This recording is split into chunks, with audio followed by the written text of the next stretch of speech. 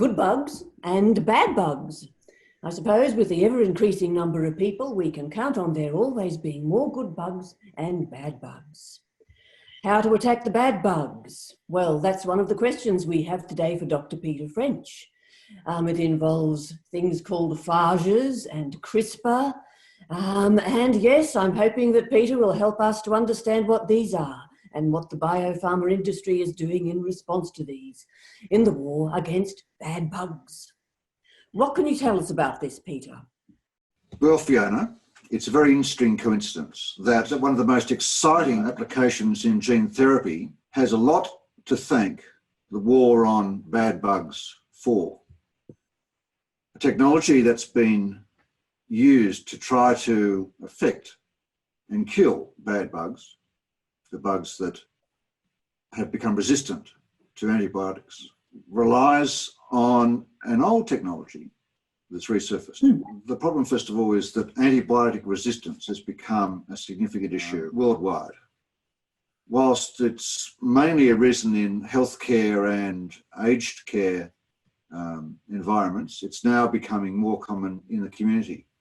And these bacteria, when they can infect people, can cause a range of serious and life-threatening diseases. Things like pneumonia, bloodstream infections, sepsis, and in surgery can infect wounds.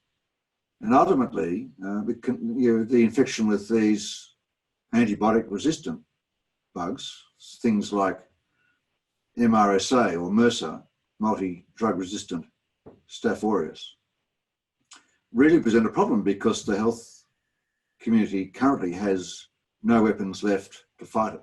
Even the antibiotics of last choice are not available because they're resistant to that as well. So this is a growing problem as the increased use of antibiotics has led to this issue. What are a few of the companies that are working on things to kill superbugs? Is superbugs the right way of describing them? Yeah, these are superbugs. I mean, the Centers for Disease Control estimated that around 23,000 people die in the US each year from superbug infections.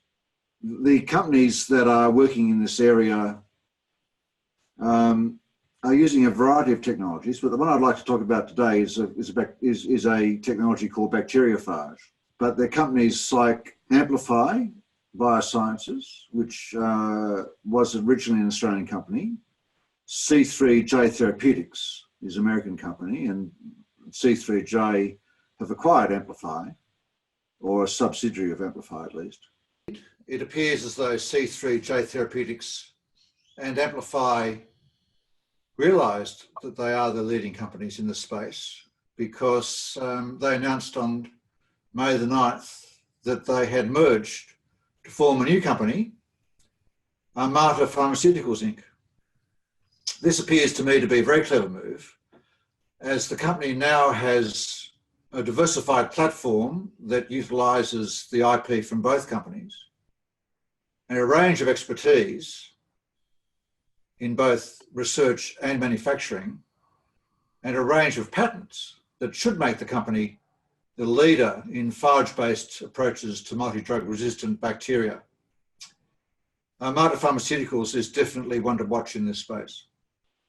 Intralytics in the US, Adaptive Phage Therapeutics also in the US, BioPhage, which has been acquired by Chinese-based Phage Lux, Gangagen Biotechnologies in India, New Horizons Diagnostics Corporation in the US, and Phage Biotech Limited in Israel. There's a number of research groups as well that are working in this area. A very big Centre for Innovative Phage Applications and Therapeutics has been launched at the University of California, San Diego. And have they been working in it for a long time, or is it all fairly recent? Well, phage therapy was discovered 100 years ago, but in the 1940s, when the West discovered antibiotics such as penicillin, it disappeared behind the Iron Curtain. And it's really only has resurfaced probably in the 80s and 90s as the problem of multi-drug resistant bacteria has come to the fore. And now these companies are really, probably over the last 5 years, have really decided to dedicate some serious effort to this.